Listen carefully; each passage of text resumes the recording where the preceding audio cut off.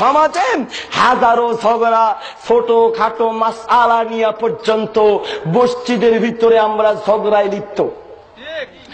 আপনার আমার দায়িত্ব যেটাকে হক বুঝি ওই হকটাকে জাতির সামনে তুলে ধরা।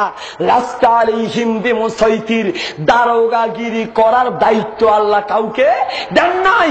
আপনি আমি অনেক সময় মাসআলা মাসাইল নিয়ে দ্বন্দ্ব। ধরুন এই জায়গাটার মালিক দাবি করে 4 জন। একজন বলছে এই জায়গা আমার বাপ আমাকে দিয়েছে, আর একজন বলছে না এই জায়গা আমার চাচা আমার থেকে আমি কিনেছি, আর একজন বলছে না এই জায়গা আমার দাদা আমাকে দিয়েছে, আর একজন বলছে না এই জায়গা আমার মামা আমাকে দিয়েছে। জায়গার দাবিদার কয়জন? 4 জন। বলেন তো এই 4 জন দাবিদার হলে সমাধান কিভাবে হবে? যদি কেউ বলে শামসু তাড়াতাড়ি কোরবানি শুরু কর, সমাধান হবে? কেউ যদি বলে না বাস নিয়ে আয়, কেউ যদি বলে না সন্ত্রাসী লাগা, কেউ যদি বলে না মামলা কর, এই জায়গার সমাধান হবে? সমাধান হবে মাধ্যম একটা, কি কথা বলেন? দলিল পেশ করা।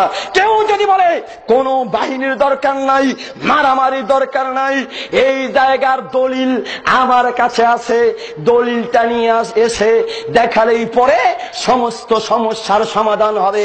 মুসলিম জাতি মাসআলা মাসাইলের ভিতরে হাজারো দ্বন্দ্ব আছে, থাকতে পারে, সমস্ত দ্বন্দ্বের সমাধান একটা। আল্লাহর নবী মুহাম্মদ সাল্লাল্লাহু আলাইহি ওয়াসাল্লাম বলেছেন তারাকতু ফীকুম আমরাইন লান তাদিল্লু মা তামাসসাকতুম বিহিমা কিতাবাল্লাহি ওয়া সুন্নাত রাসূলিহি। হে দুনিয়ার মানুষ শোনো, এই দুনিয়ার মানুষ যেন জাহান্নামী না হয়, পথভ্রষ্ট না হয়, জান্নাতে যেতে পারে, এজন্য আমি তামাম পৃথিবীর মানুষের জন্য আল্লাহর নবী দলিল রেখে গিয়েছেন কোরআন সুন্নাহ। এই কোরআন সুন্নাহর দলিল দিয়ে আপনি দলিল পেশ করুন, এরপরে কে মানলো না মানলো সেটা তার ব্যাপার। দলিল হবে কোরআন সুন্নাহ।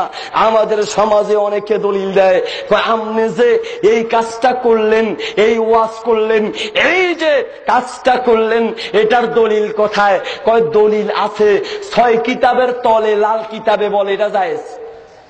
6 কিতাবের তলে লাল কিতাবে বলে এটা জায়েজ, এটা আছে। কোথায় আছে? কয় 6 কিতাবের তলে লাল কিতাবে আছে, কিতাবের কোনো নাম নাই, গন্ধ নাই, এজন্য নাম দলিল হবে কোরআন সুন্নাহ।